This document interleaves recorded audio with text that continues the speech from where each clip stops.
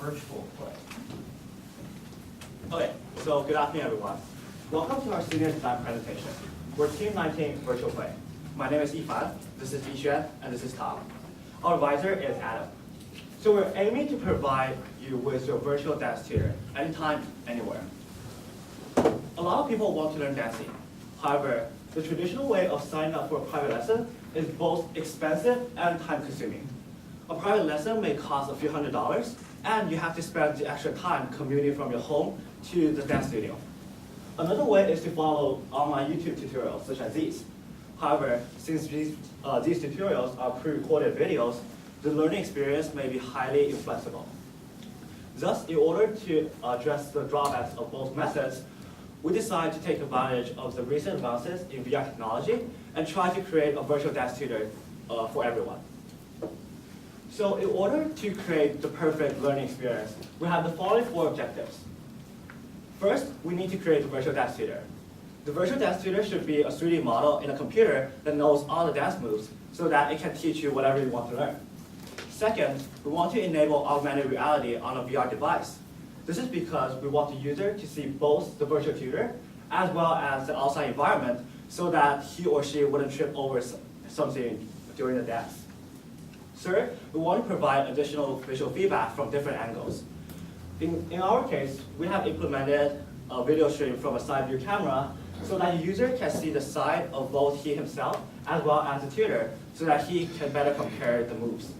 And finally, we want to implement a series of intuitive controls such as start the dance, play the current move, play the next move, so that the user can better adjust the tempo of the learning progress.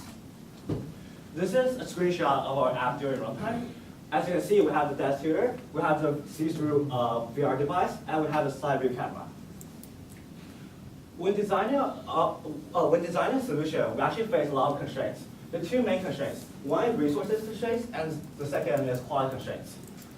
For resources constraints, since we're using a VR device, the device can cost anywhere from $100 to $600. Moreover, the VR device may require additional hardware, such as a PC or a phone, which costs even more. We want to lower the cost as much as possible. For quality constraints, we face things such as latency issues, discomfort when wearing a VR headset, and the fact that the virtual tutor may not be that realistic. Now I'll pass it on to Yixuan to talk more about our design. Okay, thank you, Yifan. So I will talk about the general design of our product.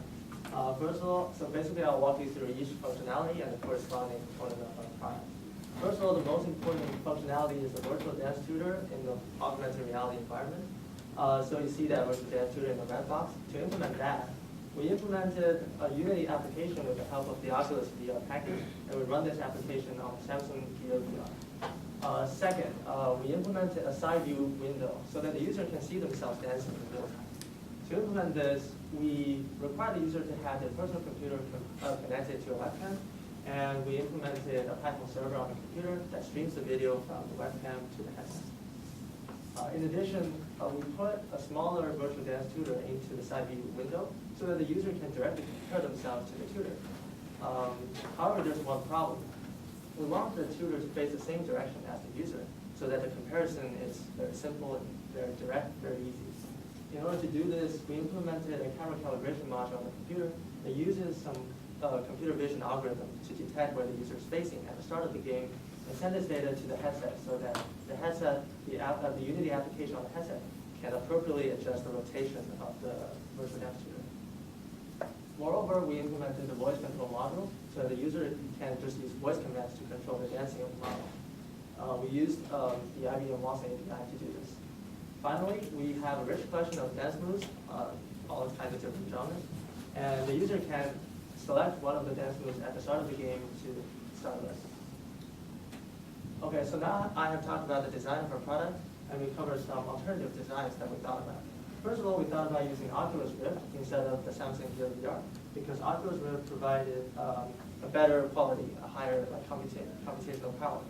However, Oculus Rift requires a huge upfront capital investment, and also it is a wired device, so it is very uncomfortable for people to wear, especially when they're dancing. Another alternative design would be the Kinect. We thought about using Kinect instead of an auditor webcam because Kinect can significantly simplify our implementation because it has built-in body posture detection algorithm. However, we think that we can do the same thing with an alternative webcam and some computer vision algorithms. So we think that Connect will be an overkill for this project. Finally, we thought about building our own head-mounted display system, but that's just too crazy. Okay, so I have talked about the design and alternative designs. I'll pass on to Tom to talk about the demo and the final results. Thank you very much. Yes, so now comes the most exciting part of our presentation.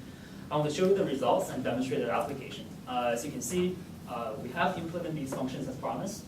And so quickly before we start, I'd like to say, because we're using this screen recording app on the phone, it disables the microphone, so which means our voice control cannot be demonstrated at the same time. So that's why we have added a second part of the video demonstrating the voice control. I promise you it works.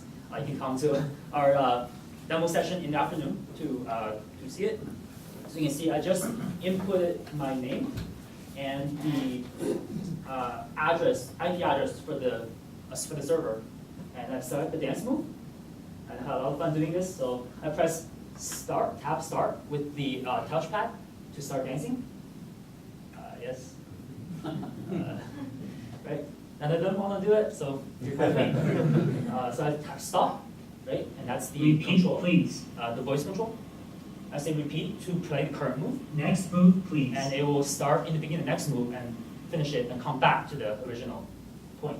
So this is the computer vision algorithm. As you can see, I'm calibrating the angle and then a turn 90 degrees. As you can see, the model inside the small window will turn accordingly to face the same directions that I am. And very quickly, we go back to the start. Yeah, so the bill of materials is probably very simple. We have a phone, we have a Gear VR, and an additional webcam. So depending on what kind of model we use, it can be anywhere between $300 to $500. And lastly, I want to share some project reflections. You probably know the saying that you always try to under-promise and over-deliver, right? Good advice, but we kind of did the opposite in the beginning. We tried to build our own head-mounted display, which is very unrealistic, given that we're dealing with a platform, a software that none of us are ever done it before. And so, although we implement all the functions and met the goals we set out in the beginning, we still are facing a lot of quality constraint, inherent limitations to our project. After all, you probably don't want to be wearing a big box on your head while trying to learn dance. Yes, if we can take the project a step further, I would want to implement an intelligent feedback module that can systematically evaluate the user's dance moves against that of the model to provide a better learning experience. And lastly, I want to thank the ESE senior design teaching staff for their support, thank our advisor Adam for his guidance, thank my teammates for their hard work, and of course, thank you for coming.